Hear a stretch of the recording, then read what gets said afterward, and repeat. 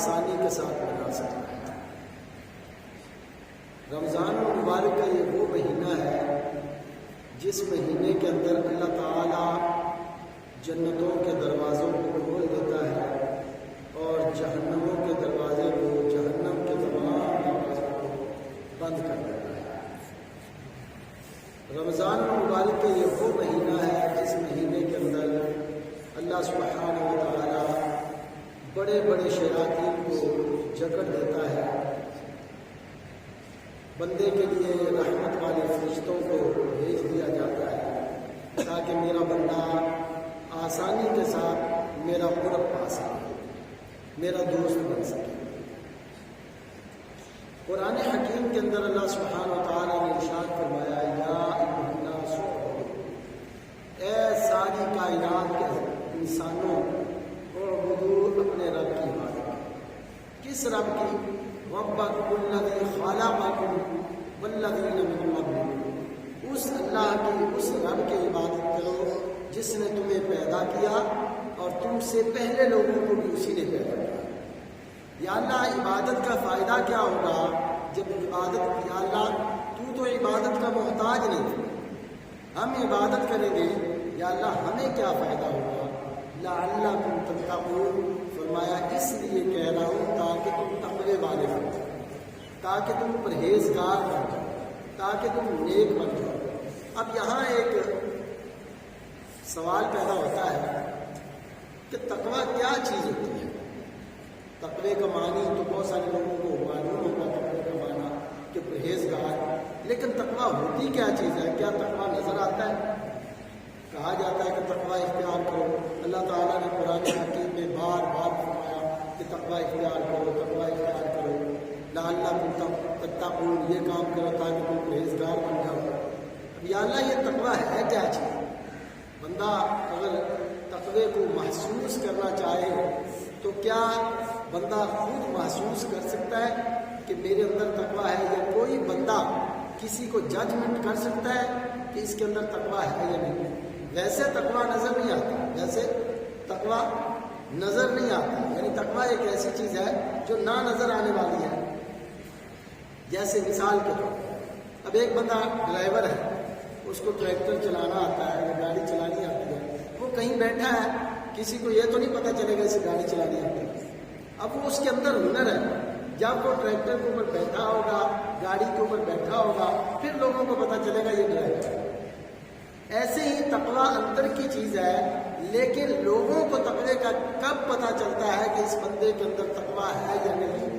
جب اس کا معاملہ دوسرے لوگوں کے ساتھ ہوتا ہے، جب لوگوں کے ساتھ اس کا میل جھول ہوتا ہے، لوگوں کے ساتھ لین دین ہوتا ہے، لوگوں کے ساتھ بات چیت معاملات ہوتے ہیں، اس وقت اگر وہ اللہ کی فرما برداری، اللہ کے محبوب کی فرما برداری کو مد نظر رکھ رہا ہے، مخلوق پر شفقت کر رہا ہے، لوگوں کے ساتھ حسن سلوک سے پیش آ رہا ہے، تو اب پتہ چلا کہ اس نے تقوی سیکھ لیا ہوا ہے، تقوی اس کے اندر ہے جو نظر نہیں آ رہا تھا۔ لیکن اب یہ جب بیٹھا ہے سیٹ پہ، یعنی جب لوگوں کے ساتھ اس کی بات چیت شروع ہوئی، لوگوں کے ساتھ معاملات شروع ہوئے، تو پتہ چلا کہ اس کے اندر تقوی ہے، کیونکہ یہ تو کسی کو تکلیف نہیں دے رہا، یہ تو کسی کے ساتھ زیادتی نہیں کر رہا، ظلم نہیں کر رہا، یہ صاحب تقوی شخص ہے۔ دوسری آیت مبارکہ میں اللہ سبحانہ و تعالیٰ نے ارشاد فرمایا، یا ایھا الذین آمنوا کتب علیکم الصیام، فرمایا اے ایمان والو، ایمان والوں کو اللہ تعالیٰ نے مخاطب فرمایا۔ کیسا کریم رب ہے، کیسا رحیم رب ہے کہ ایمان والوں کو خود مخاطب کرتا ہے، سبحان اللہ۔ فرمایا اے ایمان والو، کتب علیکم الصیام، فرمایا تم پر روزے فرض کیے گئے ہیں، رمضان المبارک کے روزے تم پر فرض کیے گئے ہیں، جیسا کہ تم سے پہلوں پر فرض کیے گئے۔ یا ایھا الذین آمنوا کتب علیکم الصیام کما کتب علی الذین من قبلکم، جیسا کہ تم سے پہلے لوگوں پر فرض کیے گئے۔ اب پہلے لوگوں پر فرض کیے گئے جو روزے اور ہم پر جو فرض کیے گئے ان میں بڑا فرق ہے۔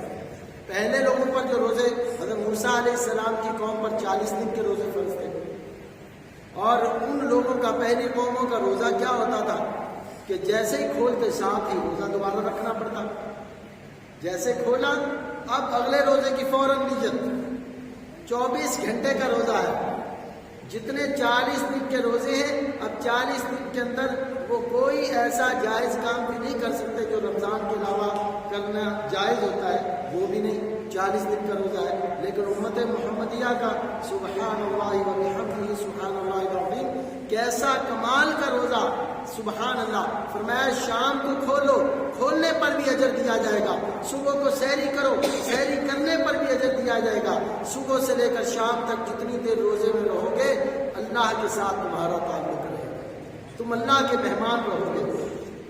اور فرمایا من قابلکم لعلکم تتقون، جس طرح تم سے پہلوں پر روزہ فرض کیا گیا ایسے تمہارے پر لعلکم تتقون، تمہارے اوپر روزے اس لیے فرض کیے گئے تاکہ تم تقوی اختیار کرو، تاکہ تم پرہیزگار بن جاؤ، تقوی والے بن جاؤ۔ اب یہ ہے موضوع، یہ بہت لمبا ہے، آج ممکن نہیں ہے کہ مکمل ہو سکے، اگلے جمعے پہ انشاءاللہ اسے دوبارہ جتنا رہ جائے گا اسے بیان کریں گے۔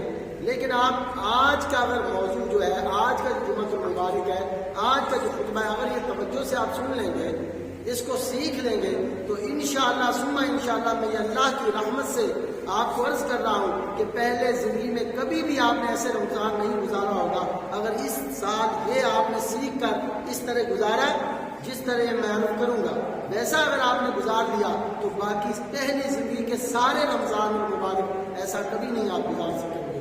انشاءاللہ اس رمضان المبارک میں جو آپ کو فائدہ ہوگا، اس کو بس یہ ہے کہ سیکھ لیں، اچھی طرح سیکھ کر گزاریں، انشاءاللہ بڑا فائدہ ہوگا۔ لعلکم تتقون، تاکہ پرہیزگار ہو جائیں۔ نبی رحمت صلی اللہ علیہ وآلہ وسلم، پیارے آقا صلی اللہ علیہ وآلہ وسلم نے ارشاد فرمایا، پیارے آقا نے فرمایا سید الشہور رمضان و سید الایام یوم الجمعہ، فرمایا تمام مہینوں کا سردار رمضان کا مہینہ ہے۔ تمام مہینوں کا سردار کون سا مہینہ ہے؟ رمضان المبارک کا مہینہ، اور تمام دنوں کا سردار جمعۃ المبارک کا مہینہ۔ تمام مہینوں کا سردار کون سا مہینہ ہے؟ توجہ، سمجھ آ رہی ہے؟ سمجھ آ رہی ہے آپ کو؟ سب کو آ رہی ہے؟ جس کو سمجھ نہ لگے میں آپ کو یہ بھی بات کروں گا، وہ دوبارہ بات پوچھ بھی سکتا ہے، میری طرف سے یہ بھی اجازت ہے۔ ہوتا ہے نا کسی کو سمجھ نہیں لگتی، وہ پوچھ بھی سکتا ہے کہ مجھے سمجھ نہیں لگی، مجھے یہ بات بتا، کیونکہ یہاں آنے کا مقصد، بات کرنے کا مقصد ہی یہی ہے، وہ تقریر باز نہیں، مقصد یہ ہے کہ ہم ایک دوسرے کو بات سمجھ سکیں، ٹھیک ہے؟ تو مقصد یہ ہے۔ تو آپ صلی اللہ علیہ وسلم نے ارشاد فرمایا کہ رمضان سارے مہینوں کا سردار مہینہ ہے اور جمعہ سارے دنوں کا سردار جمعہ ہے۔ جیسے جمعے کو لوگ سستی کر جاتے ہیں بہت سارے، ایسے بہت سارے لوگ رمضان میں بھی سستی کر جاتے ہیں۔ لیکن میرے بھائیوں، بہت سارے لوگ ایسے تھے جو پچھلے رمضان المبارک میں موجود تھے، لیکن اس رمضان سے آنے سے پہلے وہ دنیا سے چلے گئے۔ پچھلے رمضان میں موجود تھے، آپ اپنے آس پاس میں ہی دیکھ لو، پچھلے رمضان المبارک میں وہ موجود تھے، لیکن اس رمضان میں وہ دنیا میں نہیں ہے۔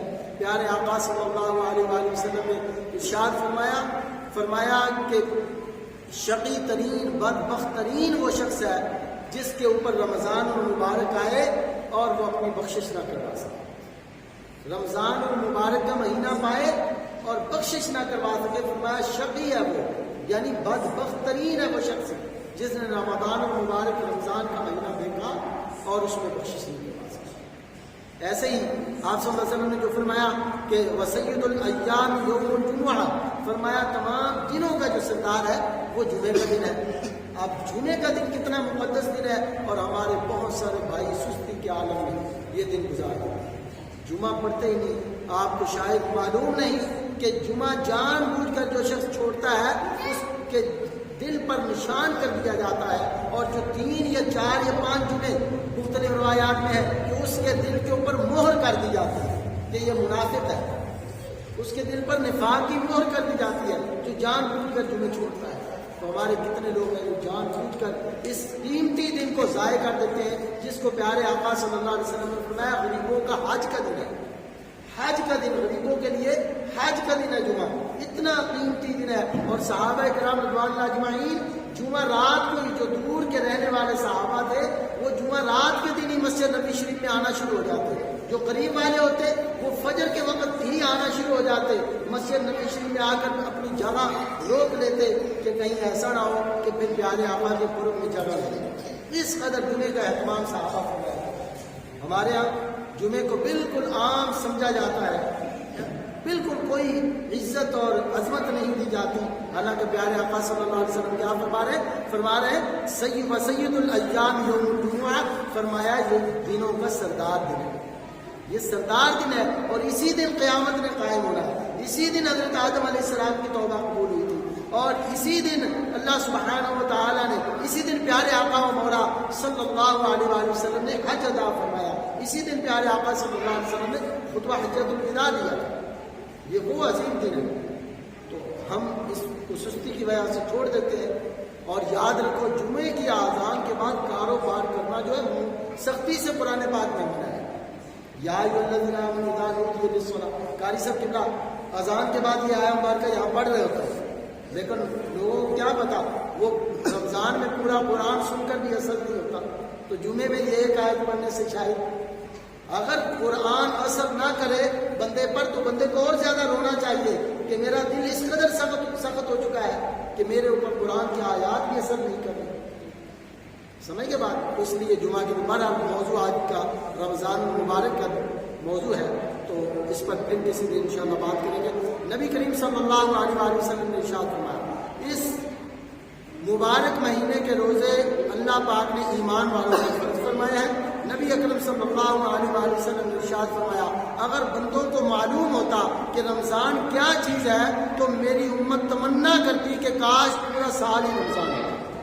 پیارے آقا کیا فرما رہے ہیں کہ رمضان المبارک کا اگر پتہ چل جائے میری امت کو کہ رمضان المبارک کی کیا قدر و قیمت ہے تو میری امت یہ تمنا کرتی، یہ خواہش کرتی کہ کاش کہ پورا سال ہی رمضان المبارک ہے۔ اتنا اتنا قیمتی مہینہ ہے۔ دعا کرو، پیارے آقا دعا فرمایا کرتے تھے اللہم بارک لنا فی رجب و شعبان، اے اللہ مجھے رجب اور شعبان میں برکت عطا فرما، وبلغنا رمضان، اور اے اللہ مجھے رمضان تک پہنچا دے۔ یہ آپ صلی اللہ علیہ وسلم شعبان اور رجب اور شعبان میں یہ دعا کیا کرتے کہ اللہ مجھے ان دونوں مہینوں میں بھی برکت عطا فرما، لیکن مجھے رمضان میں ضرور پہنچا دے، یعنی رمضان سے پہلے مجھے موت نہ دے۔ یہ کون دعا کیا کرتے؟ سید الانبیاء، میرے اور آپ کے پیارے آقا دعا کیا کرتے۔ اس قدر یہ قیمتی مہینہ ہے، اب اس قدر اتنا قیمتی مہینہ جس کے لیے پیارے آقا خود دعا فرماتے کہ اللہ مجھے اس مہینے تک پہنچا دے۔ اس مہینے کو اگر بندہ ضائع کر دے تو کتنی بدبختی والی بات ہے، کتنی بدبختی۔ اور یہ میں نہیں کہہ رہا، پیارے آقا خود فرما رہے ہیں کہ وہ شخص شقی ہے، یعنی بدبخت ہے، وہ اس پر بدبختی لکھ دی گئی جو شخص جان بوجھ کر رمضان کا مہینہ ضائع کرے۔ اور اگلی حدیث پاک کے اندر پیارے آقا صلی اللہ علیہ وآلہ وسلم نے ایک مرتبہ مسجد نبوی شریف میں تشریف لائے۔ آپ کے منبر مبارکہ کی 3 سیڑھیاں تھیں۔ یہ مسجدوں میں جو منبر پڑے ہوتے ہیں لکڑی کے، یہ سنت ہے، مسنون ہے۔ آپ صلی اللہ علیہ وسلم کے لیے بھی ایک عورت نے منبر بنوا کر پیش کیا تھا کہ ایک انصاری خاتون نے۔ پہلے آپ ایک لکڑی کا، کھجور کی لکڑی کا تنا تھا جسے آج بھی مسجد نبوی شریف کے اندر ستون حنانہ کے نام سے جانا جاتا ہے، اس کے ساتھ آپ صلی اللہ علیہ وسلم ٹیک لگا کر خطبہ دیا کرتے ہیں۔ ایک دن اس انصاری خاتون نے لکڑی کا منبر بنوا کر پیش کر دیا، تو آپ صلی اللہ علیہ وسلم اس منبر پر جب تشریف لے گئے تو یہ جو ستون تھا لکڑی کا، کھجور کا، یہ سیاستہ کے اندر حدیث پاک اور صحیح اسناد کے ساتھ ہے، وہ ستون جو تھا وہ رونے لگا۔ کیسے رونے لگا؟ صحابہ فرماتے ہیں بلک بلک کر رونے لگا، جیسے بچوں کے بلک بلک کر رونے کی آواز آتی، اس طرح رونے لگا۔ اب صحابہ کو معلوم نہیں کہ یہ رونے کی آواز کہاں سے آ رہی ہے، لیکن پیارے آقا و مولا صلی اللہ علیہ وسلم کی نظروں سے تو کوئی چیز اوجھل نہیں تھی۔ اللہ نے ان کو وہ نظریں عطا فرمائی تھی کہ بیٹھتے چٹائی پر عرش کو اللہ تک دیکھ لیا کرتے۔ پیارے آقا صلی اللہ علیہ وسلم اپنے منبر مبارکہ سے اترے، اس ستون کو یوں اپنے بازوؤں میں لیا جیسے کسی دوست کو بازوؤں میں لیا جاتا ہے، اور فرمایا کہ اگر تو چاہے تو میں اللہ سے دعا کروں وہ تجھے ہرا بھرا کر دے اور قیامت قیامت تک آنے والی میری امت تیرا پھل کھائے، اگر چاہے تو تجھے جنت میں پہنچا دیا جائے۔ اس نے ستون نے عرض کی کہ یا اللہ یا رسول اللہ مجھے جنت میں بھیج دیا جائے، تو آپ صلی اللہ علیہ وسلم نے اس کی اس خواہش کو پورا فرما دیا۔ تو بہرحال یہ لکڑی کا جو ممبر ہوتا ہے یہ کیا ہوتا ہے؟ سنت جو مسجدوں میں۔ بہرحال اس کی کاپی لوگ آج کل پتھر کی کرتے ہیں تو وہ بھی کوئی بات نہیں، لیکن 3 سیڑھیوں والا ممبر سنت ہے۔ آپ صلی اللہ علیہ وآلہ وسلم نے پہلی سیڑھی پر قدم رکھا، فرمایا آمین۔ دوسری سیڑھی پر قدم رکھا، فرمایا آمین۔ تیسری سیڑھی پر قدم رکھا، فرمایا آمین۔ صحابہ بڑے حیران ہیں کہ آپ صلی اللہ علیہ وآلہ وسلم پہلے بھی تو ممبر پر تشریف لاتے ہیں، کبھی ایسا آپ نے نہیں کیا کہ آپ صلی اللہ علیہ وسلم پہلی سیڑھی پر قدم رکھے، فرمایا آمین، دوسری پر، تیسری پر۔ صحابہ نے ان کی فدا کا بھی امی یا رسول اللہ، یا رسول اللہ ہمارے ماں باپ قربان ہو گئے، پہلے کبھی ہم نے ایسا آپ کو کرتے نہیں دیکھا، یا رسول اللہ کوئی دعا کرنے والا بظاہر ہمیں نظر بھی نہیں آ رہا تھا جس کی دعا پر آپ آمین فرما رہے ہو۔ پیارے آقا و مولا میرے اور آپ کے پیارے لاجپال سید الانبیاء حضرت محمد مصطفیٰ صلی اللہ علیہ وآلہ وسلم نے ارشاد فرمایا جبریل علیہ السلام میرے پاس آئے، میں نے جب پہلی سیڑھی پر قدم رکھا انہوں نے دعا کی، انہوں نے اللہ کی بارگاہ میں یہ دعا کی، اے اللہ جو رمضان المبارک کا مہینہ پائے اور اپنی بخشش نہ کروا سکے، اللہ تجھے راضی نہ کر سکے رمضان المبارک کا مہینہ پا کر بھی، فرمایا وہ ہلاک ہو جائے۔ تو پیارے آقا فرماتے ہیں میں نے کہا آمین، میں نے ان کی دعا پر آمین کہا۔ دوسری دعا یہ کی، دوسری سیڑھی پر جب پیارے آقا نے قدم رکھا تو کیا دعا جبریل علیہ السلام نے کی کہ جو بوڑھے والدین کو پائے یا دونوں میں سے ایک کو پائے اور ان کی خدمت کر کے جنت کا حقدار نہ بن جائے، ان کو راضی نہ کر سکے، فرمایا وہ ہلاک کر دیا جائے۔ تو پیارے آقا نے فرمایا آمین۔ جب تیسری سیڑھی پر پیارے آقا نے قدم رکھا تو جبریل علیہ السلام نے دعا کی کہ جس کے سامنے محبوب خدا آپ کا ذکر ہو، آپ کا نام لیا جائے، محمد کریم صلی اللہ علیہ وسلم آپ کا نام لیا جائے اور وہ آپ پر درود و سلام نہ بھیجے، فرمایا وہ ہلاک کر دیا جائے، تباہ و برباد کر دیا جائے۔ تو پیارے آقا فرماتے ہیں میں نے کہا آمین۔ تو اس حدیث کا پہلا ٹکڑا کیا ہے کہ جو شخص رمضان المبارک کا مہینہ پائے اور اس مہینے میں بخشش نہ کروا سکے، جبریل علیہ السلام نے دعا کی کہ وہ ہلاک کر دیا جائے اور پیارے آقا نے اس پر فرمایا آمین۔ ایک یہ ہے کہ میں دعا کروں اور آپ کہیں آمین، ہماری دعا کی کیا حیثیت ہے، اللہ چاہے تو قبول کرے چاہے تو نہ کرے۔ ایک یہ ہے کہ سید الملائکہ تمام فرشتوں کے سردار جو اللہ کے مقرب فرشتوں کے سردار ہیں سیدنا جبریل علیہ السلام، وہ دعا کرے اور آمینہ کے لال اللہ کے محبوب اس پر آمین کہیں، تو بتائیے وہ دعا قبول ہوئی ہوگی یا نہیں؟ بولیے ذرا قبول۔ تو پھر ذرا سوچئے کہ رمضان المبارک کے مہینے میں اگر ہم اللہ کو خوش نہ کر سکے، راضی نہ کر سکے، تو ہم پھر اس دعا کے مستحق بن رہے ہیں کہ معاذ اللہ کے پیارے جبریل علیہ السلام کہہ رہے ہیں کہ اللہ اس شخص کو ہلاک کر دے جو تجھے رمضان میں بھی راضی نہ کر سکے۔ تو اس لیے رمضان المبارک میں پیارے حبیب صلی اللہ علیہ وسلم نے یہ جو دعا فرمائی، رمضان المبارک میں اللہ کو راضی کر۔ اب رمضان المبارک کا مہینہ دیکھیں، اللہ سبحانہ و تعالیٰ نے اس مہینے میں یہی فرما دیا، فرمایا یہ تم پر روزے میں نے فرض ہی اسی لیے کیے ہیں تاکہ تم پرہیزگار بن سکو، تاکہ تم تقوی والے بن سکو، تاکہ تم نیک بن سکو۔ لیکن دیکھیں ہماری زندگی میں کتنے رمضان المبارک گزر گئے، کیا ہم رمضان المبارک کے اندر نیک بن گئے؟ رمضان المبارک کا مہینہ ہے صرف ٹریننگ کا۔ کیا مہینہ ہے؟ یعنی اس میں روزوں کے رکھنے کا حکم دیا گیا کہ یا ایھا الذین آمنوا کتب علیکم الصیام، کہ اے ایمان والو تم پر فرض روزے کیے گئے، روزے رکھو، روزے رکھنے کا حکم دے دیا گیا۔ لیکن آیت کے آخر میں کیا فرمایا؟ فرمایا لعلکم تتقون، فرمایا جب تم روزے رکھو گے تو تم تقوی والے بن جاؤ گے۔ اب میں نے پہلے بھی عرض کیا کہ تقویٰ نظر نہیں آتا۔ تقویٰ کس چیز کا نام ہے؟ جیسے آپ کو مثال دے کر سمجھایا میں نے کہ ایک ٹریکٹر کا ڈرائیور ہے، وہ کہیں بیٹھا ہے، کسی کو پتا چلے گا کہ یہ ڈرائیور ہے؟ جب وہ ڈرائیونگ کی سیٹ پہ بیٹھے گا تو پتا چلے گا کہ اس کے اندر ڈرائیونگ کا ہنر ہے، یہ ڈرائیوری کر سکتا ہے۔ ایسے ہی تقویٰ یہ ہے کہ رمضان المبارک میں بندے نے تقویٰ سیکھ لیا۔ اب رمضان المبارک کے بعد جب اس کا پلہ مخلوق کے ساتھ پالنا پڑا، اس کا لین دین ہوا، اٹھنا بیٹھنا لوگوں کے ساتھ ہوا، انسانوں کے ساتھ، اب پتا چلے گا کہ رمضان میں اس کے دل میں تقویٰ داخل ہوا یا نہیں۔ اگر اس کا ہاتھ لوگوں کو تکلیف نہیں دے رہا، اگر اس کی زبان سے لوگوں کے دل دکھ نہیں رہے، اس کی زبان صحیح استعمال ہو رہی ہے، اس کی آنکھیں صحیح استعمال ہو رہی ہیں، بد نظری نہیں کر رہی، اس کے پیٹ میں حرام کے لقمے نہیں جا رہے، وہ اپنی شرمگاہ کی حفاظت کر رہا ہے، وہ اپنے پاؤں کو صحیح سمت لے کر جا رہا ہے، صرف جائز کاموں کو کرتا ہے، ناجائز سے بچتا ہے، تو پھر لعلکم تتقون، پھر اس میں تقویٰ داخل ہوا۔ اگر نہیں بن رہا تو پھر اس نے رمضان المبارک کا مہینہ ضائع کر دیا۔ اب ویسے تو میں نے آج سکھانا تھا کہ اس مہینے کو گزارا کیسے جائے، لیکن کوئی اور وقت بنا لیتے ہیں۔ آپ صرف یہ سن لیں کہ اگر اس مہینے روزے کی حالت میں کون سے کام کیے جائیں تو سارے کا سارا روزہ ضائع ہو جائے۔ بہت سارے کام ہیں، ان میں سے ایک دو میں آپ کو صرف بتا دیتا ہوں۔ یہ بچوں کو کوئی بندہ جو ہے ایک حدیث پاک پہلے سن لیں، آپ توجہ سے۔ پیارے آقا صلی اللہ علیہ وآلہ وسلم،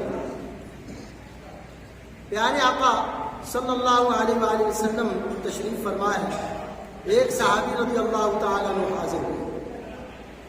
یہ حضرت عبید رضی اللہ عنہ صحابی کا نام ہے، جو کہ مولا رسول، یعنی مولا رسول سے مراد یہ ہے کہ یہ وہ غلام ہیں جن کو پیارے آقا صلی اللہ علیہ وسلم نے خرید کر خود آزاد فرمایا، یعنی آپ نے کفار سے خرید کر اپنے پیسوں سے ان کو آزاد فرما دیا۔ تو جن جن صحابہ کو پیارے آقا نے خود خرید کر آزاد فرمایا تھا ان کو کہا جاتا ہے مولا رسول، یعنی پیارے آقا صلی اللہ علیہ وسلم کے آزاد کردہ غلام۔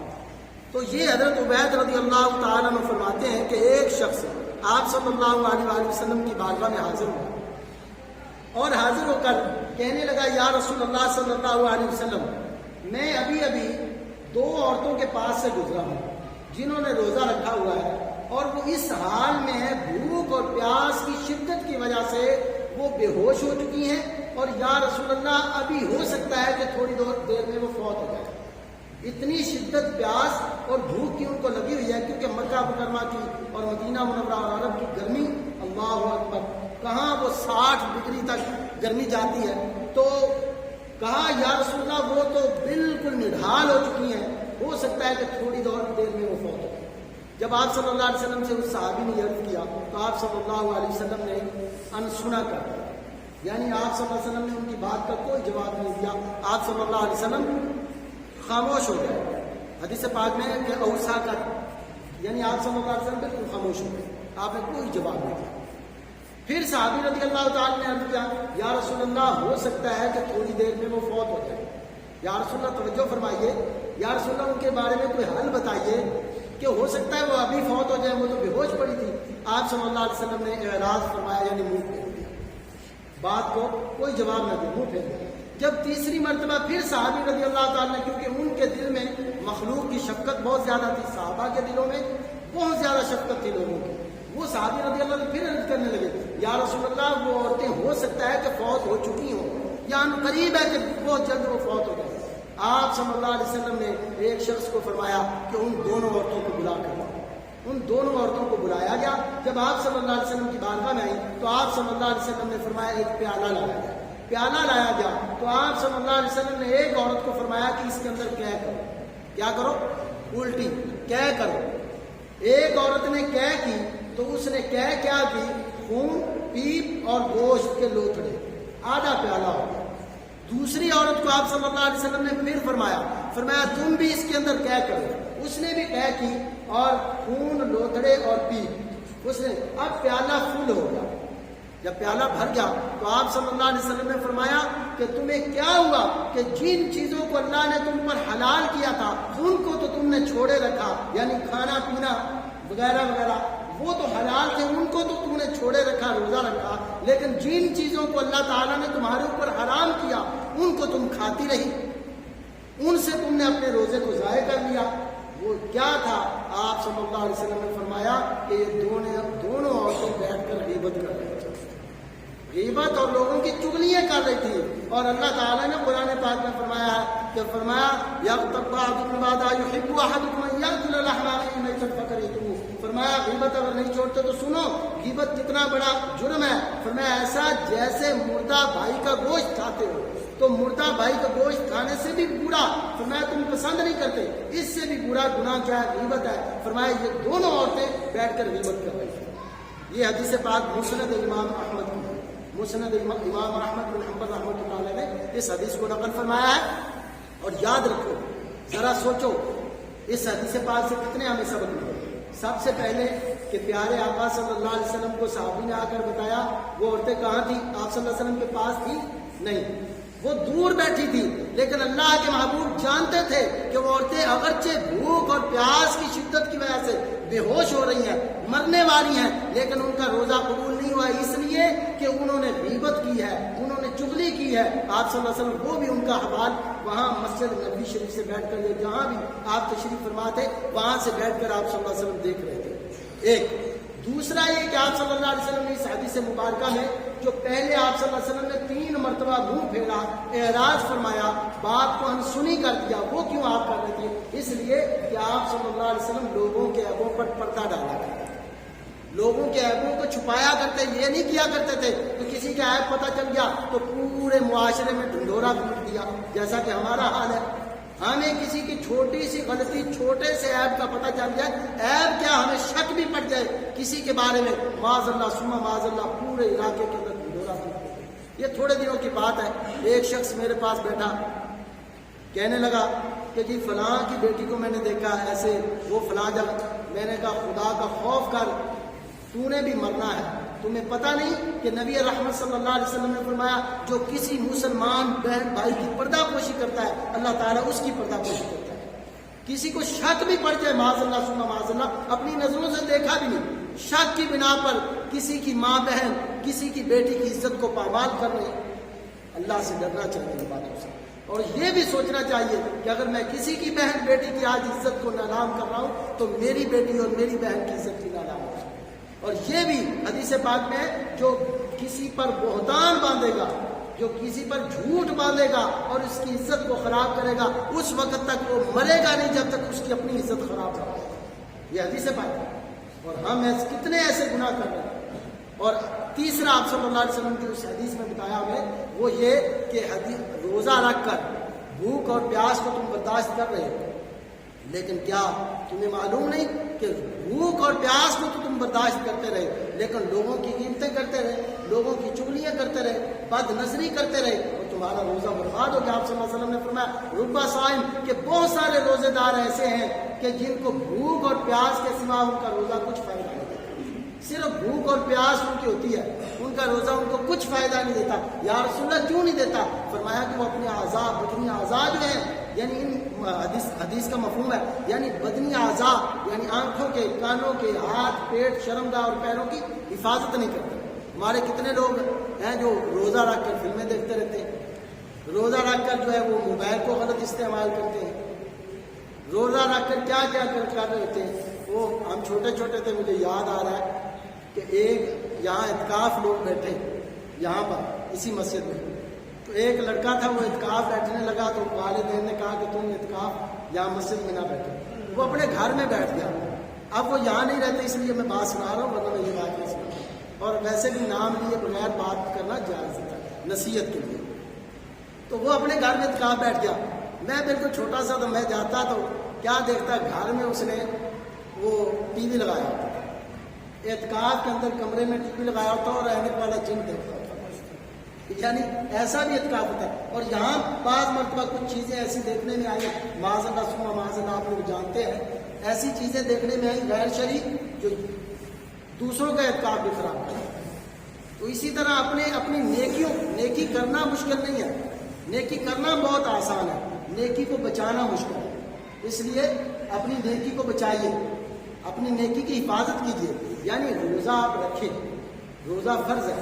جان بوجھ کا جو بندہ روزہ چھوڑتا ہے، پیارے آقا صلی اللہ علیہ وآلہ وسلم کے ارشاد کا مفہوم ہے کہ اگر رمضان کا روزہ جس نے چھوڑ دیا اور پھر پوری زندگی بھی روزے رکھے تو رمضان کے روزے کی جو وہ اہمیت ہے، وہ جو رمضان کے روزے کی وہ جو اجر ہے وہ پورا نہیں ہو سکتا. اگرچہ قضائیں ادا ہو جائیں گی، یعنی جو رمضان کے روزے میں جان بوجھ کے جو چھوڑے قضا ہوتی ہے اس کی قضا. کتنے لوگ ہیں جو رمضان کا روزہ چھوڑتے ہیں اور قضا بھی نہیں کرتے. یاد رکھو اس کا پوچھ ہوگا، اس وقت تک معاف نہیں ہوتا. بہت ساری چیزیں ایسی ہیں جو اس وقت تک توبہ بھی قبول نہیں ہوتی جب تک وہ ادا نہیں کی جائے. یہ آپ کو پتہ ہے 4 توبہ کی شرطیں ہیں. کتنی؟ 4 شرائط ہیں توبہ کی، جن میں سے پہلی شرط توبہ کی یہ ہے کہ جو جس گناہ کی بندے کو عادت پڑی ہوئی ہے اس کو فوراً چھوڑ دے، اس کو ترک کر دے، اور پھر اس پر شرمندہ بھی ہو، نادم بھی ہو، اور آئندہ نہ کرنے کا پختہ ارادہ کرے۔ اچھا، دوسرا یہ کہ مخلوق کے جو اس نے حق ضائع کیے ہیں وہ ادا کرے، وہ واپس کرے۔ یعنی کسی کا پیسہ دبا کے بیٹھا ہوا ہے، کسی کی زمین دبا کر بیٹھا ہے، کسی کا کوئی ایسا حق دبا، اس وقت تک وہ لاکھ بار بھی توبہ کر لے، وہ سجدے میں بھی پڑا رہے، وہ معافی نہیں ہوگی جب تک اس کی زمین، اس کا پیسہ اسے واپس نہیں کرے۔ اور یاد آپ کو معلوم ہے، حدیث پاک کا مفہوم ہے، جس نے جان بوجھ کر ایک بلشت زمین کسی کی دبائی، قیامت کے دن 7 زمینوں کا توق بنا کر اس کے گلے میں ڈال دیا۔ ہم تو محسوس ہی نہیں کرتے، ہم تو کہتے ہیں تھوڑی سی بات ہے۔ لوگ یاد باللہ یہ بھی کہتے ہیں، وہ کہتے ہیں جی اے جان مٹھا اگلا کن نے ڈٹھا، اے جان مٹھا اگلا، توجہ فرمائیے توجہ، یہ جہان مٹھا اگلا کن نے ڈٹھا۔ سنو، یہ جہان میٹھا نہیں ہے، اگلا کن نے ڈٹھا، اگلا کس نے ڈٹھا ہے وہ میں بتاتا ہوں۔ وہ اس ہستی نے ڈٹھا ہے، اس ہستی نے دیکھا ہے جس کی آنکھ دھوکہ نہیں کھا سکتی۔ معراج کی رات اللہ کے محبوب دیکھ کر آئے، وہ جہنم کو دیکھ کر آئے، وہ جنت کو دیکھ کر آئے۔ انہوں نے بتایا ہماری آنکھ تو دھوکہ بھی کھا سکتی ہے دیکھ کر، لیکن ان کی آنکھ دھوکہ نہیں کھاتی۔ انہوں نے بتایا کہ کیا کیا حشر ہوتا ہے جہنم میں۔ سمجھ کے بعد ایک حدیث پاک آخری بات کر کے ختم کرتے ہیں۔ تو بہرحال جو چوتھی توبہ کی شرط ہے وہ کیا ہے؟ وہ یہ ہے کہ جو اللہ کے حق، اللہ رسول کے حق ضائع کیے ان کو ادا کریں۔ آپ صلی اللہ علیہ وسلم تو معاف فرما دیں گے، لیکن اللہ کے حق جو ضائع کیے ہیں، مثلا نمازیں، روزے، حج اگر فرض تھا نہیں کیا، زکوٰۃ اگر فرض تھی نہیں کی، یعنی جو ارکان اسلام ہے یہ اللہ کے حق ہے۔ جو ارکان اسلام ہے یہ کیا ہے؟ اللہ کے حق ہے۔ ان میں سے کوئی ایک اگر فرض تھا بندے کے اوپر، بندے نے نہیں کیا، تو آپ اس کو کرنا، توبہ جب کرے گا تو اس کے لیے لازم ہے کہ وہ بھی کرے۔ روزے فرض تھے نہیں رکھے جان بھی کر، اب ان کی قضائی کرے۔ ہاں، یہ شریعت نے اجازت دی ہے کہ وہ سردیوں میں بھی قضا کر سکتے۔ اب سردیوں کا دن بالکل چھوٹا سا ہوتا ہے، ان دنوں میں بندہ قضائیاں دیتا رہے، لیکن روزے کی قضا لازم ہے۔ تو اس لیے آخری حدیث پاک یہ ہے، پیارے آقا صلی اللہ علیہ وسلم فرماتے ہیں کہ میں آرام فرما تھا، میں سویا ہوا تھا۔ فرمایا 2 بندے آئے، بندے سے مراد یہاں فرشتے ہیں۔ وہ آئے، انہوں نے آپ صلی اللہ علیہ وسلم کو دونوں بازوؤں سے پکڑا اور آپ کو لے گئے۔ یعنی نبی جب خواب دیکھتا ہے تو وہ حقیقت دیکھتا ہے، ہماری طرح کا خواب نبی کا نہیں ہوتا، وہ وہی ہو رہی ہے، حقیقت ہوتی ہے۔ نبی پاک صلی اللہ علیہ وسلم فرماتے ہیں کہ وہ دونوں فرشتے یا دونوں وہ جو بھی تھے اللہ کے مخلوق، وہ لے گئے۔ فرماتے ہیں میں نے دیکھا جا کر ایک منظر کہ کچھ لوگوں کو الٹا لٹکایا ہوا ہے جہنم کے اندر، اور ان کی یہ جو یعنی باچیں ہیں ان کو چیرا جا رہا ہے، ان کو چیرا جا رہا ہے، اور اس سے خون بہہ رہا ہے، اور بہت بری حالت ہے ان کی۔ آپ صلی اللہ علیہ وسلم فرماتے ہیں میں نے پوچھا یہ لوگ کون ہیں؟ پیارے آقا صلی اللہ علیہ وسلم کو بتایا کہ یہ وہ لوگ ہیں جو جان بوجھ کر رمضان کا روزہ چھوڑ دیا کرتے ہیں۔ ہمارے یہاں ہٹے کٹے ہوں گے اور کہیں گے جناب اب سب کیا کریں، بھوک بڑی لگتی ہے۔ بھوک ہر انسان کو لگتی ہے، کس کو بھوک نہیں لگتی؟ انسان کو اللہ نے بنایا ہی ایسا ہے۔ یہی تو اللہ نے فرمایا لعلکم تتقون، کہ اس لیے تاکہ تم پرہیزگار بن جاؤ۔ اسی لیے تو بھوک کے لیے تو اللہ نے فرمایا کہ بھوکے بھی رہو، اور آنکھوں کو بھی بھوکا رکھو، کانوں کو بھی گناہوں سے بھوکا رکھو، ہاتھوں کو بھی بچا کر رکھو، پیٹ میں حرام کا لقمہ نہ جانے دو، شرمگاہ کی حفاظت کرو، پاؤں کی حفاظت کرو۔ یہ روزہ ہے۔ اب انشاءاللہ آج کوشش کریں گے عشاء کی نماز کے بعد میں حاضر ہوں گا انشاءاللہ۔ آپ کو یہ سکھایا جائے گا کہ کس طرح ہم صحیح روزہ رمضان المبارک میں صحیح گزار سکتے ہیں۔ یہ شیٹ باقاعدہ آپ کو انشاءاللہ میں پیش کروں گا۔ اس میں روزے کے 8 درجے ہیں۔ کتنے؟ جو نیک لوگوں کا روزہ ہوتا ہے وہ کتنے درجے ہیں؟ 8۔ اب ہم نے اس رمضان کو جو گزارنا ہے وہ ان 8 درجوں میں سے کسی ایک درجے پر گزارنا ہے انشاءاللہ۔ ارادہ ہے؟ کون کون ارادہ کرتا ہے انشاءاللہ؟ سب انشاءاللہ عشاء کی نماز کے بعد آپ تشریف لائیں، میں آپ کی خدمت کے لیے حاضر ہوں۔ آپ کو یہ پیش بھی کروں گا انشاءاللہ اور سکھاؤں گا، ٹھیک ہے؟ تاکہ ہم جو ہے وہ نیک لوگوں والا رمضان گزار سکیں۔ ایسے نہ ہو کہ رمضان آیا اور گیا اور ہم بدل نہیں سکے۔ اللہ سبحانہ و تعالیٰ مجھے بھی، سب سے پہلے مجھے اور اس کے بعد آپ کو، ہم سب کو اللہ تعالیٰ صحیح مانے رمضان المبارک گزارنے کی توفیق عطا فرمائے۔ سبحانک اللہم و بحمدک، اشہد ان لا الہ الا انت